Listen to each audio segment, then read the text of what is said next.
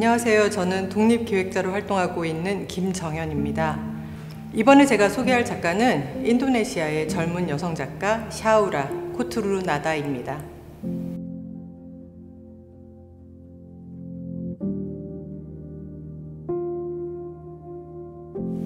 샤우라 코투루나다는 인도네시아를 노래하는 젊은 시인이라고 하겠습니다.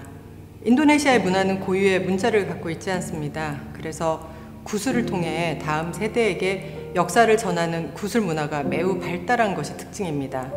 그리고 단순히 텍스트를 외워서 전달하기보다 외우기 쉽게 그리고 따라 부르기 쉽도록 멜로디와 리듬을 담은 경우를 흔히 볼 수 있습니다.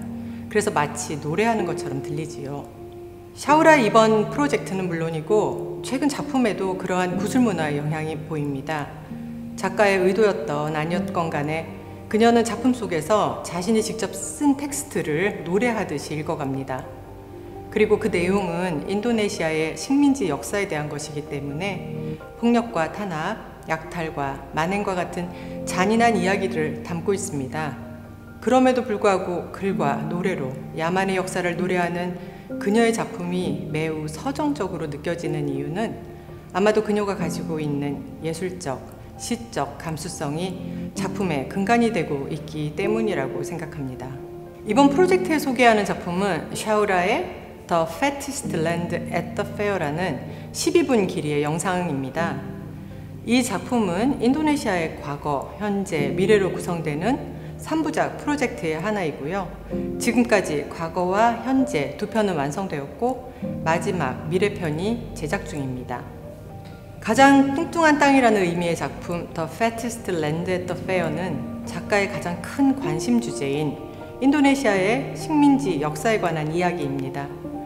작품의 제목은 2016년 나온 네덜란드 학자 세이즐링의 식민지 인도네시아 인종과학과 인간 다양성이라는 논문의 한 챕터에서 이름을 가져왔는데요. 그것을 뒤틀어 놓은 것입니다. 이 책이 다루고 있는 인종인류학은 서양 사이비과학의 한 분야로서 19세기 특히 제국주의 통치 아래 놓인 식민지 국가들에서 흔하게 이루어졌다고 합니다. 유럽인들은 식민지의 원주민들을 열등하다고 보았고 이들을 마치 식물이나 동물처럼 측정하고 분류하는 작업을 진행했습니다. 그리고 곤충 표본처럼 사람의 표본을 모으기 위해서 무덤에서 시신을 꺼내는 행위도 서슴지 않았고 심지어 박물관에서 전시하기도 했습니다. 세이즐링의 책 두 번째 장 제목이 가장 뚱뚱한 여성이라는 The Fattest Lady at the Fair인데요. 당시 인도네시아인들을 계측하러 간 네덜란드인들이 다수의 원주민들에게 둘러싸여 구경거리가 되는 경험을 설명하고 있습니다. 완전히 반전된 상황이었지요. 그리고 그 자리에서 네덜란드 여인이 가장 뚱뚱한 여성이었다는 기록에 대해서도 설명하고 있습니다.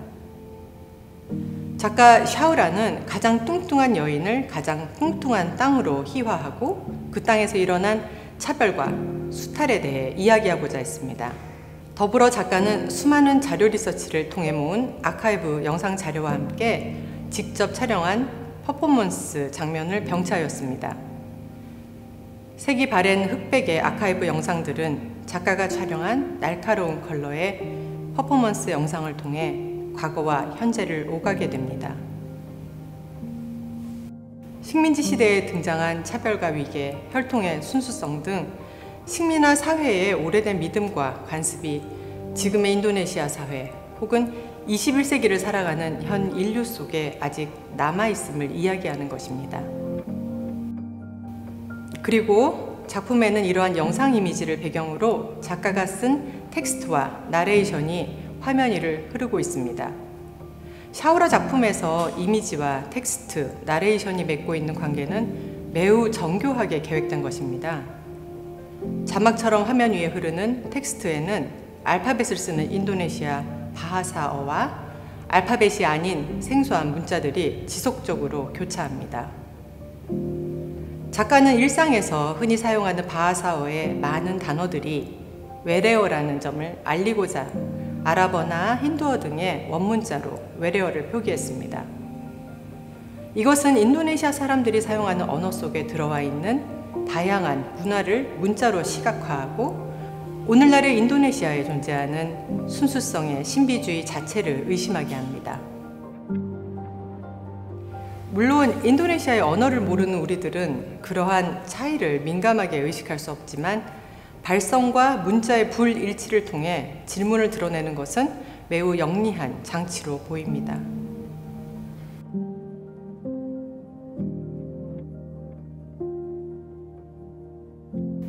앞서 작품 설명에서 언급했듯이 샤우라의 작품은 이번 프로젝트 컨셉과 맥락을 같이 한다고 생각합니다. 작품을 보면 시작 부분에 씨앗이 발아에서 새싹으로 성장하는 과정을 타임랩스로 찍은 영상이 등장합니다. 그리고 작가의 텍스트와 나레이션이 시작됩니다. 이 이야기는 약탈당하고 무기로 만들어진 땅에 대한 이야기도 아니고 누구 혹은 다수의 합법적인 소유물임을 증명하는 증명서가 있는 거주지에 대한 이야기도 아니다. 이 이야기는 사람이 태어나고 살고 죽어서 땅으로 돌아가는 것에 대한 이야기이고 땅에서 파내어져 패배자로 세상에 전시되었던 이들에 관한 것이다.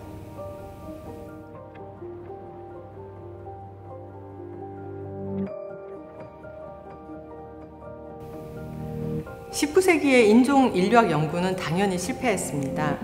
인간은 하나의 잣대로 분류할 수 없는 복잡한 자연물이고 또 오랜 시간 이동과 정주를 반복하며 점진적으로 진화한 유기적 생명체이기 때문이겠죠. 그럼에도 불구하고 식민지 역사가 만든 비이성적 혹은 비인간적 사고가 세대를 거슬러 아직도 우리 사회에 만연하고 있다는 것은 슬픈 일입니다. 샤우라는 그러한 현상의 뿌리가 교육에 있다고 말합니다. 그래서 교육 문제는 작가에게 역사 다음으로 중요한 주제입니다. 샤우라 코투루나다의 작품에서 볼 수 있듯이 인간은 결국 흙으로 돌아가는 자연의 일부임을 상기하는 것이 중요하다는 생각을 했습니다. 갈등과 대립은 오늘날만의 문제가 아니라는 것을 우리는 잘 알고 있습니다. 그럼에도 불구하고 우리가 그 잔인한 역사를 통해서 배우고 개선한 것이 별로 없다는 것이 우리 시대의 비극이겠지요.